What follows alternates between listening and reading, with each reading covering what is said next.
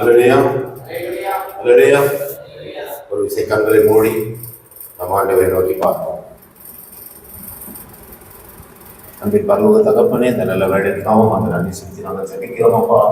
அந்த தகப்பனே, இந்த நாளில் சுவாமி இந்த பெயர்ல யாரெல்லாம் இணைந்திருக்கிறார்களோ ஆண்டவரே, பரலோகத்தில் நீர் அறிந்தது சுவாமி. ஒவ்வொரு வீடுகளுடைய மகிமை கடந்து போகட்டும் அப்பா. ஒவ்வொரு வீடுகளிலும் கர்த்தருடைய வல்லமை கடந்து போகட்டும் ஆண்டவரே. கர்த்தருடைய மகிமை இன்றைக்கு வெளிப்பட ஆரம்பிப்பதாக. யாரெல்லாம் அந்த ஜெபத்துல இணைந்திருக்கிறார்களோ ஆண்டவரே, உடைய மகிமைகள்லாம் கடந்து போகும்படி கர்த்தருடைய வல்லமை வெளிப்பட ஆரம்பிப்பதாக. ஒவ்வொரு வீடுகளிலும் கர்த்தருடைய வல்லமை வெளிப்பட ஆரம்பிப்பதாக. தேவ பிரசன்னம் வெளிப்பட ஆரம்பிப்பதாக. மோசே ஆசாரிய கூடாரத்துல எப்பொழுதெல்லாம் இணைந்தாரோ அப்பெல்லாம் கர்த்தருடைய மகிமை வெளிப்பட்டது போல இப்பொழுது தேவ பிரசன்னம் இறங்கி வருவதாக. ஒவ்வொரு வீடுகளிலும் இறங்கி வருவதாக.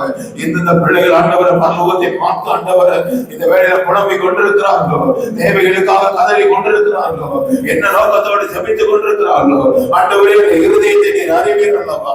ஆண்டவரே, இப்பொழுது இந்த ஜெபங்கள் கேட்கப்பட ஆரம்பிப்பதாக. வாழும் ஒரு வீசி ஒவ்வொரு வீடுகளுக்கு நேராக திறக்கப்பட ஆரம்பிப்பதாக.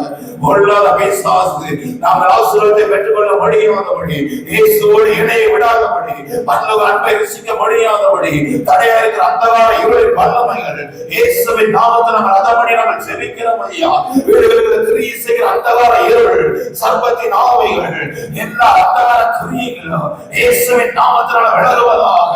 ஒவ்வொரு வீடுகளும் ஆசீர்வதிக்கப்படி தேவ பிரசன்னம் ஒவ்வொரு வீடுகளும் இறங்குவதாக. அபிஷேகத்துக்கு முன்பதாக, தேவ மகிமைக்கு முன்பதாக, பரலோக மகிமைக்கு முன்பதாக, பரலோக அக்கினிக்கு முன்பதாக இந்த உலகத்தின் கிரியைகள் நிற்க முடியாது என்பதை நாங்கள் அறிந்திருக்கிறபடியால் இன்றைக்கு ஒவ்வொருவரையும் நிரப்புவீராக, தனித்தனியாய் நிரப்புவீராக. ஆவியின் வல்லமையை பெற்றுக்கொள்ளபடி யாரெல்லாம் தகத்தோடு இருக்கிறார்களோ, யாரெல்லாம் அபிஷேகத்துக்காக காத்திருக்கிறார்களோ கர்த்தருடைய வல்லமை வெளிப்பட ஆரம்பிப்பதாக. ரீபானா சகனதி ரேகானாதி வானா சாந்தனாரா ரீபானாதி கரலோகரா ரக்கானா சாதிக்கரா ஒரு மகிமையின் அக்கினி இறங்குவதாக. இயேசுவின் நாமத்தில் தடைகளை உடைத்து நாங்கள் ஜெபிக்கிறோம் ஆண்டவரே. காணவில்லை என்ன நோக்கத்தோடு சுவாமி அடியை கொண்டு வந்தீரோ அந்த நோக்கம் நிறைவேறுவதாம். யாருக்காக ஆண்டவரே, இன்னைக்கு நீர் வெளிப்பட ஆரம்பிக்க வேண்டுமோ, நீர் வெளிப்பட ஆரம்பிப்பதாக. இந்த நாளில் சுவாமி என்னோடு பேசியவர் காரியத்தை ஜனங்களுக்கு புரியும்படி ஆண்டவர் நீர் உணாவை நீர் இறங்கி வந்து ஒவ்வொரு இதயத்தை உடைத்து நீர் வெளிப்படுகிறான். இயேசுவின் நாமத்தில் ஜெபங்கள் நடப்பிதாவே. இந்த நாளிலும் உங்கள் மத்தியிலே ஆண்டவராகிய இயேசு கிறிஸ்து நற்செய்தியை நான் கொண்டு வந்திருக்கிறேன். இந்த நாளிலும் ஆண்டவராகிய தேவன் உங்களோடு இடைப்படும்படி ஒரு வார்த்தையை எனக்கு கொடுத்திருக்கிறார். சிலுவையில 2வது வார்த்தையில அதை குறித்து நாம் தொடர்ந்து தியானிக்க போகிறோம். மூன்று பேரை நாம் பார்த்தோம். மரண தருவாயில் கொடுக்கிற வாக்கு முழக்கம். ஒரு கல்வனை குறித்து வேதம் இப்படி சொல்லுகிறது, வலது பக்கத்தில் ஒரு கல்வனை குறித்து வேதம் இப்படி சொல்லுகிறது. ஆண்டவராக இயேசு கிறிஸ்து என்ன மொழித்தார் என்பதை அது சொல்லப்படுகிறது. இந்த 3 காரியத்தை குறித்த 3 பேருடைய வாக்குமூலத்தை நாம் தியானிக்க போகிறோம் தொடர்ந்து. முதலாவது ஒரு கல்லன் சொல்கிறான். லூக்கா 23ஆம் அதிகாரம் 39ஆம் வசனம் யாராவது வாசிப்போம். லூக்கா 23:39.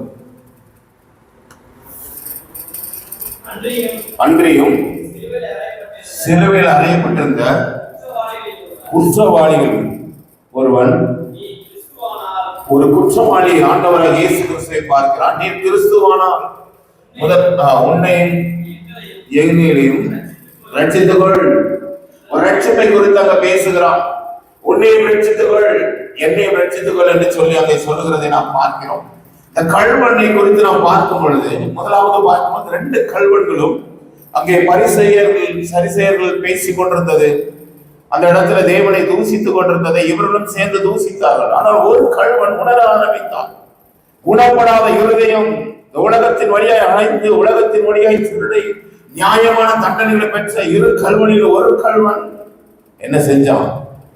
மனம் மாற ஆரம்பித்தான். ஆனால் ஒரு கல்வன் சொல்லுகிறான், நீ கிறிஸ்துவானால் முதலாவது உன்னை ரட்சித்துக்கொள். எந்த ரட்சிக்கணும்? சிலுவையிலிருந்து ரட்சித்துக்கொள், உன்னை நீ காப்பாற்றிக்கொள். 2வது சொல்லுகிறான், என்னை நீ காப்பாற்று. திரும்ப நான் என்ன பண்ண போறேன்? இந்த உலகத்தின் காரியத்திற்காக நான் ஓட போகிறேன். அருமையான தேவனுடைய பிள்ளைகளே, இன்னைக்கு உலகத்துல ஓடிக்கொண்டே இருக்கிறார்கள் ஜனங்கள். இன்னைக்கு எதுக்கோ ஓடிக்கொண்டே இருக்கிறார்கள். பணம் சம்பாதித்து ஒரு பக்கம் ஓடிக்கொண்டிருக்கிறார்கள். பதவிக்காக ஒரு பக்கம் ஜனங்கள் ஓடிக்கொண்டிருக்கிறார்கள்.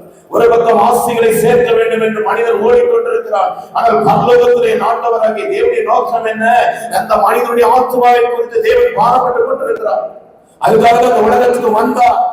கிறிஸ்துமஸை கொண்டாடுறோம், எதுக்கு கொண்டாடுறோம் தெரியாம நிறைய பேர் கொண்டாடி கொண்டிருக்கிறார். உலகத்தின் பாவத்தை ரட்சிக்க இயேசு கிறிஸ்து பூமியிலே வந்தார் என்று வேதம் சொல்லுகிறது. இந்த உபவாச நாட்களை நாம் இருந்து கொண்டிருக்கிறோம். எதற்கு இருக்கிறதே தெரிய மாட்டேங்குது. அநேகர் இந்த உபவாசம் என்ன பண்ணுவாங்க? கறி சாப்பிட மாட்டாங்க, அப்புறம் என்ன பண்ண மாட்டாங்க? பூ வைக்க மாட்டாங்க, சேவ் பண்ண மாட்டாங்க. இந்த காரியத்துல முக்கியத்துவம் சடங்காச்சாரத்துல கொள்ளுவாங்க. ஆனால் இந்த நாட்கள்ல தான் இருதயத்தை ஆண்டவருக்கு நேரம் திருப்பதற்கு ஆட்கள் இல்லை. அதுக்குதான் 40 நாள் கொடுக்கப்பட்டிருக்கிறது. பெரியவர்களால் நியமிக்கப்பட்டது உபவாசம் என்றார். ஆனால் இந்த குறிப்பிட்ட 40 நாளுக்கு மாத்திரம் அல்ல, ஒவ்வொரு நாளும் தேவனுடைய பாதத்தில் நம்ம உட்கார்ந்து இருதயத்தை உடைக்கி இடவரணும், ஆத்துமாவை திருப்ப வேண்டும். அதுதான் தேவன் இந்த பூமியில வந்ததுக்கு ஒரு நோக்கம் உண்டல்லவா? அதுதான் வேதத்துல சொல்லப்பட்டது. ஆத்துமாவை திருப்புகிறவன் ஞானம் உள்ளவன். இந்த உலகத்துல எதுக்கோ ஓடிக்கொண்டிருக்கிறான். ஆத்துமா ரட்சிப்பை குறித்து அறிவில்லாமல் ஜனங்கள் ஓடிக்கொண்டிருக்கிறார். திருச்சபையும் இதை நோக்கி ஓடிக்கொண்டிருக்கிறது. திருச்சபை அங்கங்களும் சில நேரங்களில் எதற்கு ஓடுகிறோம் என்று தெரியாமல் ஓடிக்கொண்டிருக்கிறது. திருச்சபை ஊழியர்கள் இன்றைக்கு எதற்காக ஓடிக்கொண்டிருக்கிறது தெரியாமல் ஓடிக்கொண்டிருக்கிறது. ஆனால் ஆண்டவருடைய இருதயம் ரட்சிக்கப்பட வேண்டும்.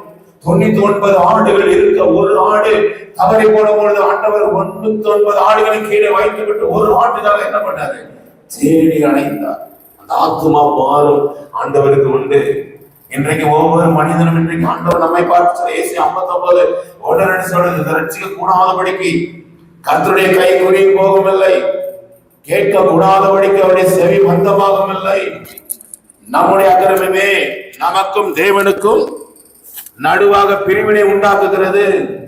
அப்படி என்றால் என்ன அர்த்தம்? பாவம் என்ற ஒரு காரியம், அக்கிரமம் என்ற ஒரு காரியம் தேவனோடு சஞ்சரிக்க முடியாதபடி பிரித்து வைக்கிறது.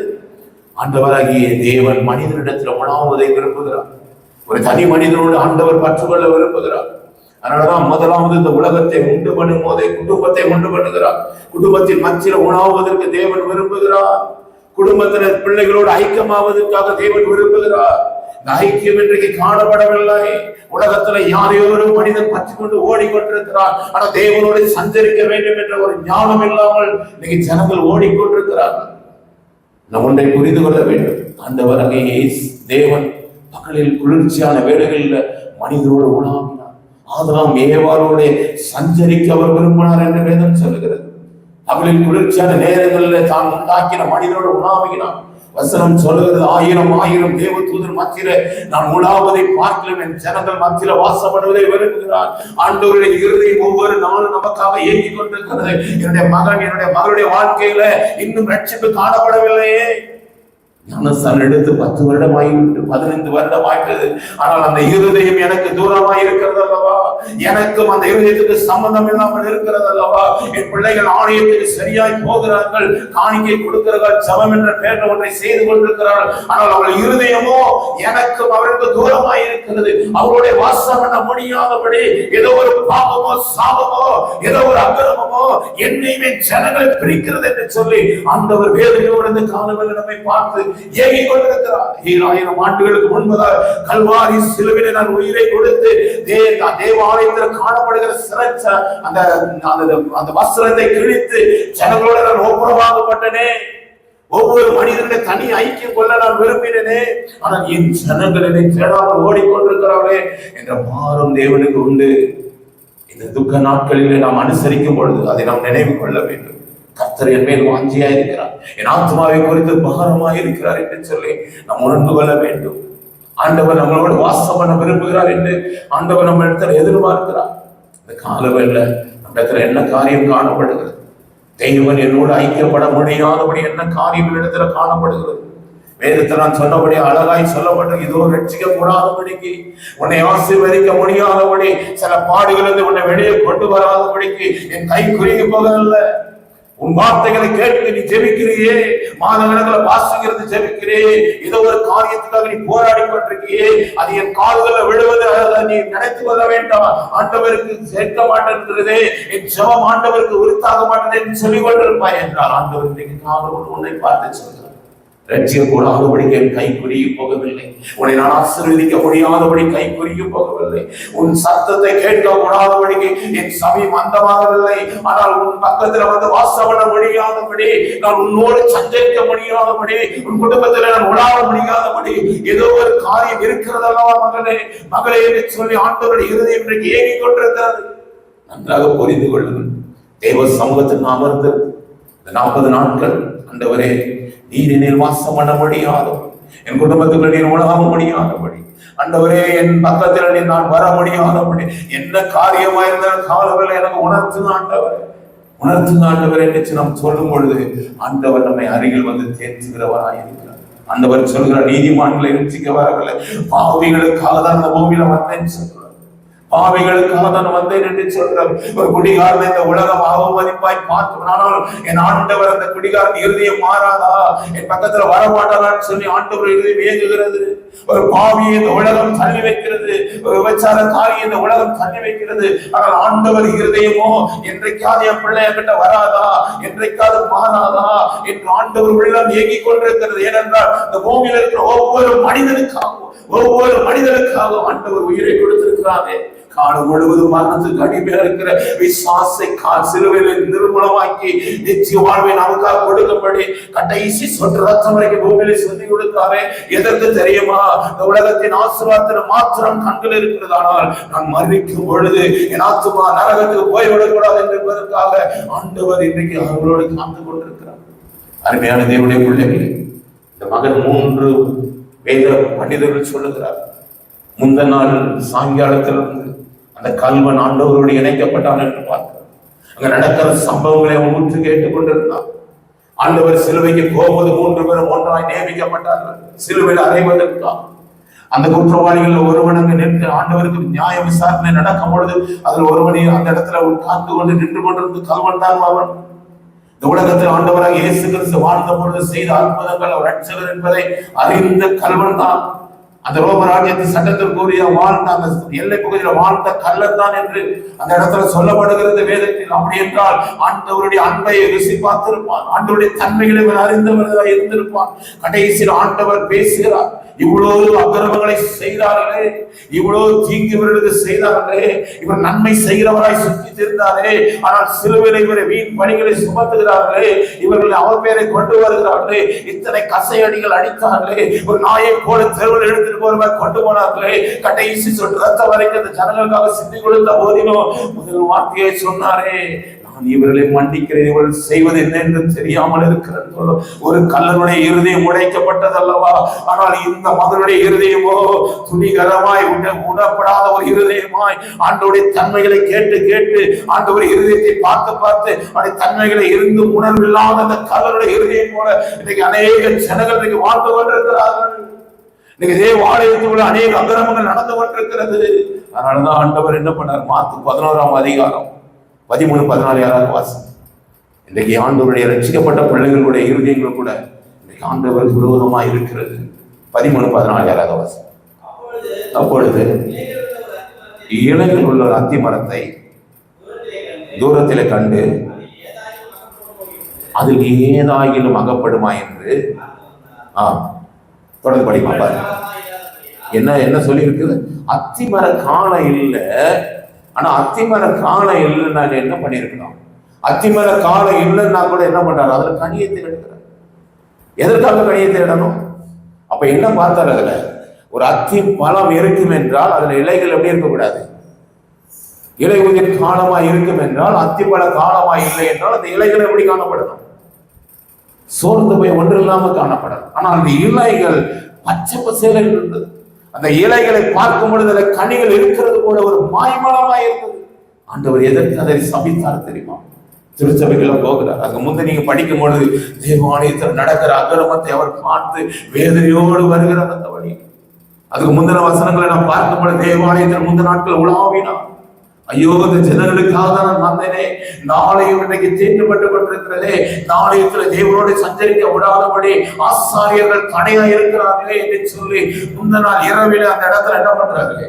முந்த நாள் மௌனி வரும் பொழுது அந்த சாட்டை எடுத்து அதுல நடக்கிற அக்கிரமங்களை அந்த இடத்துல பார்த்தார். அநேக காரியங்கள் இருக்கு அந்த திருச்சபையில நடந்த காரியங்கள். ஏழைகளும் விதவைகளும் சப்பானிகளும் உட்கார இடத்தை வியாபார ஸ்தலமாய் மாற்றினார்கள். ஒரு குஷ்டரோகி வந்து அந்த இடத்துல வந்து ஒரு காரியத்தை செய்ய வேண்டும் என்றால் வெளியில வாங்கக்கூடாது, அங்க வந்துதான் வாங்கணும். 2 மடங்கு பணம். இப்படி ஜனங்களுடைய பணங்களை கொள்ளடித்துக் கொண்டிருந்தார்கள். அது மாத்திரமல்ல, ஒரு காணிக்கை போட வேண்டும் என்றாலும் சரி, மற்ற ஒரு காணிக்கை செல்லாது. ஆகவே என்ன பண்ணுவாங்க, அங்க வந்து அந்த மணி எக்ஸ்சேஞ்ச் பண்ணுவாங்க, டபுள் முறையாக பண்ண. இதெல்லாம் பார்க்கும் பொழுது தேவனோடு ஜனங்கள் இடைவிடாதபடி, தேவனோடு ஜனங்கள் வாசம் பண்ண முடியாதபடி, தேவனுடைய ஆலயத்தில் உட்கார்ந்தவர் ஆராதிக்க முடியாதபடி அக்கிரமங்கள் நடக்கிறதை ஆண்டவர் வேதனையோடு பார்த்தார். வெளியுள்ள இடத்துல எங்க பாக்குறாரு, திருச்சபைக்குள்ள நடக்கிற அக்கிரமங்களை இன்றைக்கு ஆண்டவர் பார்த்து வேதனையோடு சொல்லுகிறார். அந்த இடத்துல வந்துதான் என்ன பண்ணாரு, மாய்மாலமான பரிசேயர்கள், சதிசேயர்கள், ஆசாரியர்கள் சொல்லி வேதனையோடு அந்த இடத்துல நடந்து வந்து கொண்டிருந்தார். என் திருச்சபை இப்படி பாலடிக்கப்பட்டுக் கொண்டிருக்கிறது, என் திருச்சபை வேதனையாக்கப்பட்டுக் கொண்டிருக்கிறது சொல்லி என்ன செய்தாங்க, மாயமானத்தோடு இருக்கிறது என்று சொல்லி ஆண்டவராக இயேசு கிறிஸ்து அந்த இடத்துல யோசித்து கொண்டே வரும்பொழுதுதான் என்ன நடக்குது, அந்த ஆசாரியர்கள், அந்த பரிசேயர், சதிசேயர் கனி இல்லை என்றால் ஒரு மாயமான வாழ்க்கை வாழ்ந்து கொண்டிருக்கிறார்கள் என்று சொல்லி கோபத்தில் அவர் மேல் உள்ள கோபத்தை அத்தி மரத்தை சபித்தார் என்று பார்க்கிறோம். எனக்கு ஆண்டவர் இருதயத்தை பார்க்கிற தேவனாய் இருக்கிறார். மனுஷன் முகத்தை பார்க்கிறான், வெளியரங்கத்தை பார்க்கிறான். ஆனால் ஆண்டவர் இருதயத்தை பார்க்கிறார். அந்த ஆத்மா நிலையை பார்க்கிறார். இந்த ஆத்மா இன்றைக்கு மறிக்கும் என்றால் பரலோகம் வருமா, நித்திய வாழ்வு அடையுமா? இதற்காக நான் ஜீவனை கொடுத்தனே. இந்த நாள் நாம் அனுசரிக்கிற நாளும் நோக்கம் என்ன? இந்த ஆண்டால் இந்த கனி கொடுக்க ஆரம்பிக்காதா? இந்த ஆண்டிலாவது இந்த தியானங்களை தியானித்து, சிறுவிலேரன் பட்ட தியானத்தை ஜனங்கள் தியானித்து ஒரு மாற்றம் வராதா என்று ஆண்டவர் இருதயம் இன்றைக்கு இயங்கிக் கொண்டிருக்கிறது. உலகத்தில் எத்தனை ஆசிகள் சம்பாதிச்சாலும் சரி, எத்தனை PhD வாங்கினாலும் சரி, ஆண்டவர் இறுதியாக போகாது. ஒரு ஆத்மா ரட்சிக்கப்பட்டால் முழு பரலோகம் சந்தோஷப்படும் சொன்னாரே. இன்னைக்கு நம்ம ஆத்மா எங்கே இருக்கிறது? நம்முடைய ஆத்மா எங்கே இருக்கிறது? இல்லை என்றால் ஒரு மாயமானமாய் ராத்தி மரங்களை போல நம்ம அணைந்து கொண்டிருக்கிறோம். அதனாலதான் வேதத்துல நியாயத்திற்கு எங்கிருந்து துவங்குகிறதாம். எசேக்கியேல் 9:4-5 படிங்க. இன்னைக்கு எங்கே அருவருப்புகள் செய்யப்பட்டுக் கொண்டிருக்கிறது? தேவனுடைய பிள்ளைகள் வீடுகள் அருவருப்புகள் நடந்து கொண்டிருக்கிறது. விக்கிராதனைகள் இங்கு நடந்து கொண்டு கிறிஸ்தவ பிள்ளைகளை விக்கிரங்களை களியாட்டுகளை நாள் குறிப்பதையை செய்து கொண்டு என் தேவனுடைய உள்ளத்தை துக்கப்படுத்திக் கொண்டிருக்கிறார். விசேஷமாய் நாம் அழைக்கப்பட்ட தேவ சந்ததி, விசேஷமா ஆசீர்வதிக்கப்பட்ட சந்ததி. நீ நான் இந்த விக்கிரங்களுக்குள் இருக்கும் பொழுது, இந்த பாவ வாழ்க்கையில் இருக்கும் பொழுது ஆண்டவருடைய வந்த நோக்கம் என்ன? அதை படிங்க. 9:4 படிக்குமா?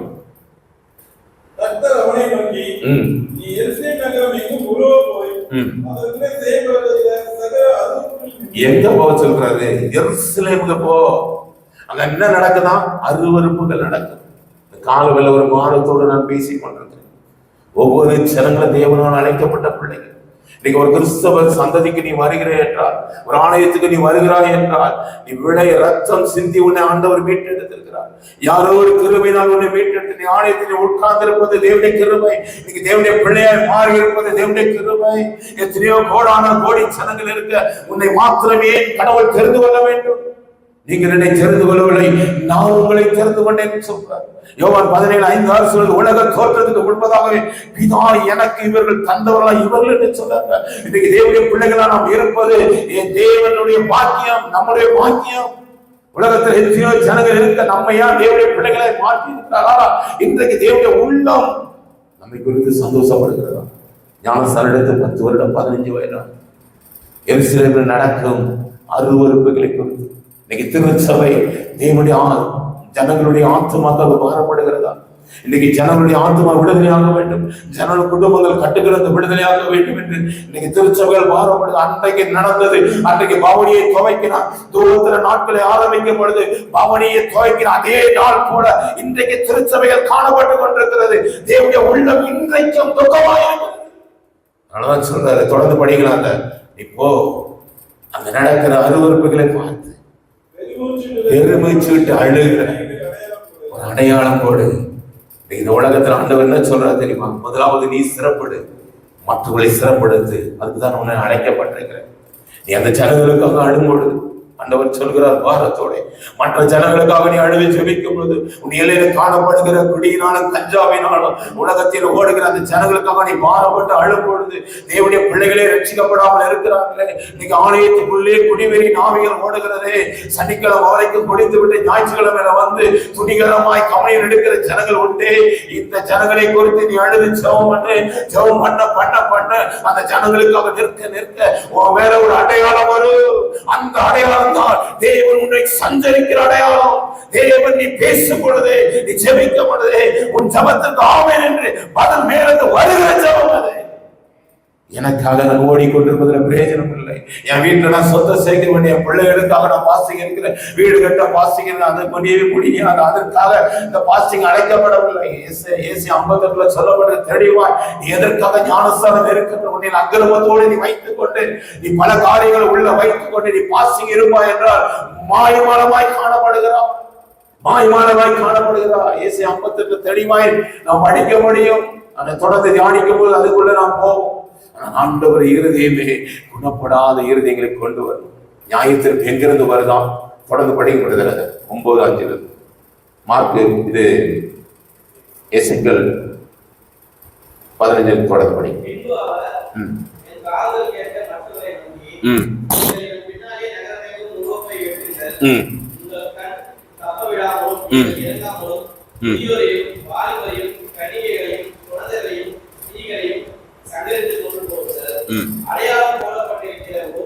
ஜெபிக்கிற பிள்ளைகளை தொடக்கூடாதுன்னு சொல்றாரு. அதுக்கப்புறம் தொடர்ந்து படிக்க. எங்க துவங்கணுமா? தேவனுடைய பரிசுத்த ஸ்தலத்துல. நான் தான் சொன்னேன், அன்றைக்கு எப்படி இருக்கிறதோ இன்னைக்கு நான் டினாமினேஷன்ல இருக்கிறதுனால சொல்றேன், அத்தனை ஆலைகளுக்கு நான் போறதுனால சொல்றேன். இன்னைக்கு ஆண்டவர் வேதனைகளோடு பேசிக்கொண்டு ஜெப வேளையில் அநேக நேரம் திருச்சபையில தான் கர்த்தர் மகிமை கொண்டு வெளியே கொண்டு வருவார். இன்னைக்கு திருச்சபையை பாழாய் கடக்கப்படுது. அங்கிருந்து எப்படி ஜனங்களுக்குள்ள போகும்? திருச்சபை அக்கிரமத்துக்குள்ள இருக்கும் பொழுது அங்கிருந்து எப்படி விடுதலை போகும்? இன்னைக்கு யாராவது நாம் ஜெபிப்போமா? குடும்பங்கள் இருந்து வீடுகளில் கேட்டுக்கொண்டிருக்கிற பிள்ளைகளை, இவ்வளவு காலம் எனக்காக நான் ஜெபித்தேன், இன்னைக்கு கர்த்தர் உன்னை ஏறுவார் என்றார். இந்த நாளில் ஆரம்பி நீ போகிற திருச்சபைக்காக, மெய்ப்பனுக்காக, குடும்பங்களுக்காக நீ ஜெபிக்க ஆரம்பிக்க பொழுது உன் திருச்சபையில் ஒரு எழுப்புதல் வரும். உன் திருச்சபையில் எழுப்புதல் வந்துட்டா அந்த நகரத்தை சுற்றி எழுப்புதல் வரும். அந்த நகரங்கள் ஆசீர்வதிக்கப்படும். திருச்சபைகளும் தான் கர்த்தர் மகிமையாய் வெளியே கொண்டு வந்து ஆசீர்வதிக்கப்படும். என் திருச்சபை எப்படி இருக்கிறது? ஆனால் சொல்றாரு, எங்க இருந்து அன்றைக்கு பரிசேயர், ஆயக்காரர்கள், ரோமராட்சியின் அதிகாரிகள் ஆணையத்தை வைத்துக் கொண்டிருந்தார். அவர்களை பார்த்துதான் இங்கே சபித்தார். இங்க யாரு மூலம் யாருக்கு நியாயத்திற்கு வருமா? திரும்பி படிக்க. எங்க இருந்து துவங்கணுமா அந்த நியாயத்திற்ப? 9:7 படி.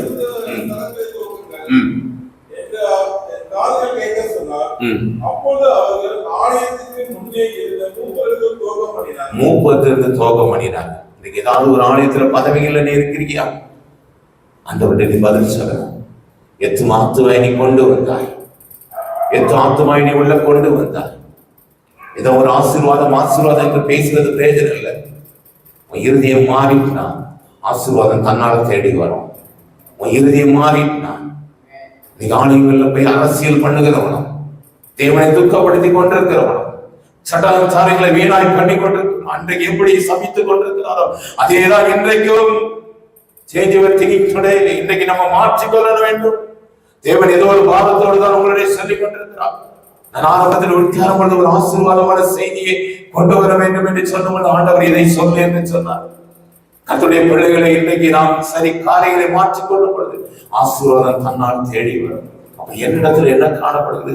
என் தனிப்பட்ட வாழ்க்கையில் என்ன காணப்படுகிறது? என் இறுதி எங்க இருக்கிறது என்று சொல்லி நாம் பார்க்க வேண்டும். மரண வேலைகள்லாம் ஒரு மனிதனுக்கு தெரியும். மரண வேலையில போராடும் பொழுது நாம எங்கிருந்து வருகிறது, நம்ம எங்க அழைத்து கொண்டு போகிறது என்று தெரியும். ஒரு குழந்தை பிறக்கும் பொழுது ஒரு சோல் ஆத்மா வந்து அந்த தாயில வந்து இறங்கும். குழந்தை பிறந்தோட அந்த மேல காலியா இருக்கும். அந்த குழந்தையுடைய கண்கள் திறக்கப்பட்டு அடுத்த நிமிஷம் அந்த ஆத்மா வந்து இறங்கும். அது மறிக்கும் பொழுது அவனை விட்டு அந்த ஆத்மா நியாயத்திற்காக பிரிந்து கொள்ளும். தேவனுக்கு முன்பதாக நின்று கொண்டிருக்கலாம். தேவனுடைய பிள்ளைகளை வாழ்ந்து கொண்டிருக்கலாம். இன்னைக்கு நாம் இந்த காலங்கள், 2 காலங்கள், எந்த இடத்துல தேவனுக்கு பெரியாத காரியம் என் இடத்துல காணப்படுது, எந்த இடத்துல தேவன் எனக்கு ஒரு வாசம் பண்ண முடியாது, என் வீட்டை ஆசீர்வதிக்க முடியாத காரியம் காணப்படுகிறது என்று நாம் உணர்ந்து கொள்ள வேண்டும். நேற்று கூட ஒரு செய்தியை நான் கேள்விப்பட்டேன். ஆகாசினார் தேவனுடைய ஆலயத்தில் இருக்கிற பிள்ளைகள், தேவனுடைய ஆலயத்தில் இருக்கிற பிள்ளைகள் விக்கிர வழிபாடுகளை வணங்குகிறார்கள் என்று நான் கேள்விப்பட்டேன். என் உள்ள துக்கமாக இருந்தது. நான் எத்தனை முறை இந்த ஆலயத்துக்கு நான் வந்திருந்தால் ரட்சிப்பை நான் கொண்டு வர முடியவில்லை. தேவன் அதை தான் எதிர்பார்க்கிறார். இன்னுமே ஜனங்கள் மோச போய் கொண்டிருக்கிறார்கள், விக்கிரமன் வழியாக போய் கொண்டிருக்க, குறி சொல்லுதல் வழியாக போய் கொண்டிருக்கிறார்கள். தேவனுடைய உள்ள துக்கப்பட்டு கொண்டிருக்கிறது. ஏன் வீட்டில் ஆசீர்வாதம் வரல? இன்னைக்கு நம்ம யோசித்து பார்ப்போம். நம்ம அப்படி இருக்கிற இடத்துல நாம் கண்களை மூட ஆரம்பிப்போம். அந்த ஒரு கல்வனை போல நாம் இன்றைக்கு இந்த உலகத்தின் ஆசைக்காக கேட்டுக்கொண்டிருக்கிறோமா? ரட்சிப்பு ரட்சிப்பு என்று சொல்லி இந்த உலகத்தை எனக்கு ஆஸ்தி கொடுங்க, வீடு கொடுங்க, சம்பாத்தி கொடுங்க. ஆனால் உள்ளமோ தேவனோடு தூரமா இருக்கும். எப்படி ஆசீர்வாதத்தை பெற்றுக்கொள்ள முடியும்? குணப்படாத இருதயமா நான் காணப்பட்டு கொண்டிருக்கிறது. ஒருவேளை நான் தேவனோடு சஞ்சரிக்க ஆரம்பித்து விட்டால் ஆண்டவர் சொல்கிறார், முதலாவது என்னை தேடுபிள்ள, முதலாவது என்னோட நீ சஞ்சரிக்க ஆரம்பி, நீதி எல்லாம் உனக்கு விடுப்பேன்னு சொல்றார். கண்களை மூடுவோமா? ஆண்டவரே என்னுடைய மகிமை இறங்கி வரட்டும் தகப்பனே. எந்தெந்த பிள்ளைகள் ஆண்டவரை வியாதிகளோடு இருப்பார்களோ, எந்தெந்த பிள்ளைகள் ஆண்டவரை பலவீனத்தோடு இருப்பார்களோ, எந்தெந்த பிள்ளைகள் குடும்பங்களில் போராட்டங்களோடு இருப்பார்களோ, ஆண்டவரே இன்றைக்கு ஆண்டவரை அறிக்கை செய்ய செய்ய தகப்பனே, தேவனை விட்டு தூர வாழ்கிற பிள்ளைகளை நீர் ஆசீர்வதிக்கப்படி. ஆண்டவரை நீ சொன்னீர் ஆண்டவரை, இந்த நாள் இந்த செய்தியை ஏவனிங்கப்பா, அதபடி கொடுத்திருக்கிறேன் சுவாமி. ஆனால் ஆண்டவர் ஆசீர்வாதமும் பிள்ளைகள் வேண்டும். எந்தெந்த பிள்ளைகள் எதற்காக காத்திருக்கிறார்களோ, எக்ஸாம் எழுதுகிற பிள்ளைகளுக்காக விசேஷமா நாங்கள் செபிக்கிறோம் ஐயா. வேலைக்காக காத்திருக்கிற பிள்ளைகளுக்காக நாங்கள் செபிக்கிறோம் ஐயா.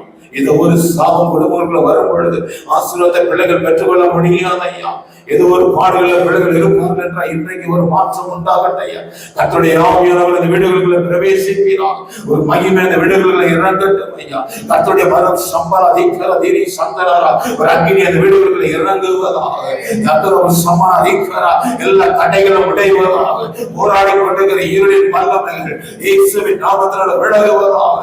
தேவனுடைய சத்தியத்தை கைந்து கொள்ள முடியாதபடி பாவ வழிகளை கொண்டு வருகிற அந்தகார வல்லமைகள் இயேசுவின் நாமத்தினால வீட்டை விட்டு விலகுவதாக. குடிவெறியின் ஆவிகள் வீட்டை விட்டு விலகுவதாக. சாப கட்டுகள் இயேசுவின் நாமத்தினால வீட்டை விட்டு விலகுவதாக. இயேசுவின் நாமத்தினால இருவர் பக்தரா நீதி சந்தரா இந்த ஜபத்தின் வழியாக கர்த்தர் வீடுகளுக்குள்ள மகிமையாய் கடந்து சென்று அந்த காணப்படுகிற அந்தகார இருள் வெளியேறும்படி கர்த்தருடைய வல்லமை இறங்குவதாக. தேவனுடைய கை ஆசீர்வதிக்க முடியாதபடி ஏதாவது பாவங்கள் இருக்கும் என்றால் ஜனங்கள் மத்தியில் வெளிப்பட ஆரம்பிப்பீராக. ஆண்டவரை இப்பொழுதே ஜனங்கள் ஆண்டவரை மனம் திரும்பி பரலோகத்தோட இணையும்படி ஒவ்வொரு வீடு பரலோகத்தின் ஆசீர்வாதத்தை பெற்றுக்கொள்ளும்படி தேவன் வாசலை திறந்தருளுகிறார். என்கிற தாய்வருக்காக நன்றி செலுத்தி ஜெபிக்கிறோம் ஐயா. தொடர்ந்து உடைய கரத்தில் எங்களை நாங்கள் தாழ்த்தி ஒப்புக்கொள்கிறோம். இயேசுவின் நாமத்தில் ஜெபம்.